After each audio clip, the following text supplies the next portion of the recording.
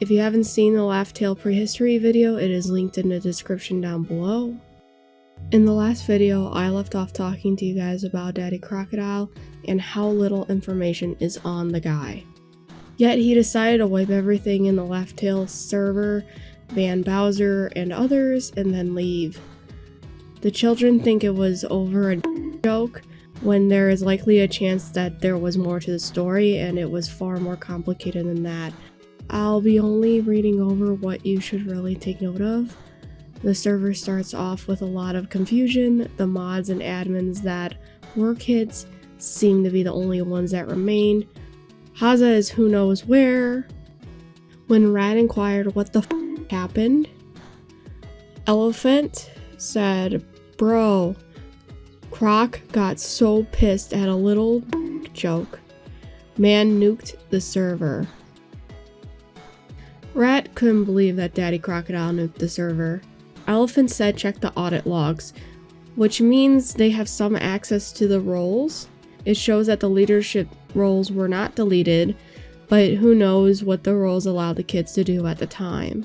It appears that Rat decided not to do that and go on a witch hunt to find who this indigo professor is, which proves to be a waste of time. At the same time of the witch hunt, Rat moves to blame Cat for everything Daddy Crocodile has done. Now remember, all the animals are matched children. How are they supposed to control an adult that gained favor with Haza and became a leader of a server? That is more out of Cat's control, but that kind of thinking takes a long time to develop, and even some adults today have a harder time grasping this.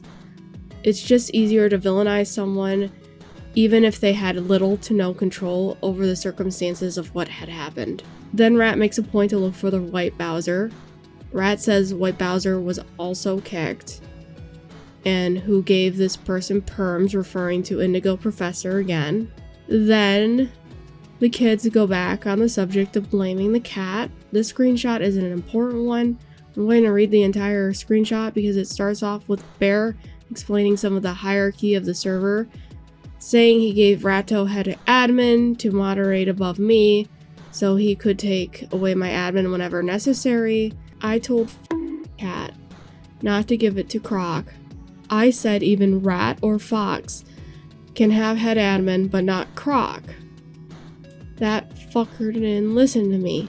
Said everyone else is inactive except Croc to moderate on MD. Rat.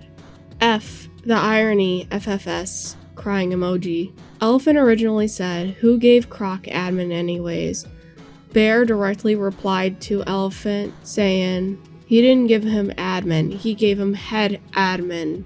Reading this for the first time, you'd be inclined to believe Bear, until you see the next screenshot, which will destroy Bear's argument. Cat isn't the only admin sitting there. There is like 9 other admins plus Haza that makes decision in the server. And at the time, it looks like there was 8 other admins because there was a spot open, which is why Daddy Crocodile got into that position in the first place. So it's not just 3 people or just Cat making the decisions. Somehow Bear follows this all up with, I thought Diablo did it.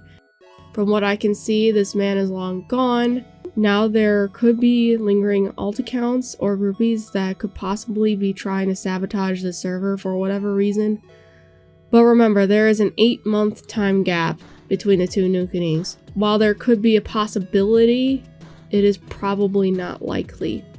Oh, I do have to mention, there is a ton of emote spam that happens, which is why I have to crop things out accordingly. The one that explains about Diablo. But added onto that, we get a little more lore about the server's hierarchy.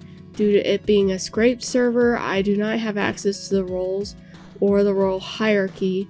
I have to use context clues to know who the leaders are.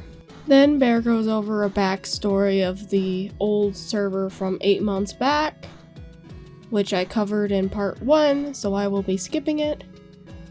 But then Bear says, Haza made a group chat of 10 trusted members in a week of me starting to be active in the anime realm. On 3rd November after 3 AM, Cat gave us mods and then admins A few minutes later, we started deleting shit. I got videos if you want to see, uploaded on my Insta highlights. You can also see that these kids were told to purge the server at one point, which shows that they had heat before for whatever reason. They recorded it on Instagram. I assume they are like Snapchat stories, and I don't think they'll be around years later. Now here's what the kids think about Diablo, which is what I referenced in the prehistory. Rad asked whose fault was it. Bear said Diablo's cause he started a dictatorship. No one was happy with him as owner. Then this conversation came to an end due to Haza being online. 2 more people become active, and Azurblast is the one that mentioned there is an 8-month time gap between the 2 nukings, which is what I keep referencing to. Then you'll see the kids being kids until the White Bowser gets invited back to the server. His username in here is Daddy Butcher. His entrance is creepier than ever. He starts off with, "Am I trustable?" Tongue sticking out emoji. Cat responds with a sticker of an anime chibi girl holding a sign saying yes.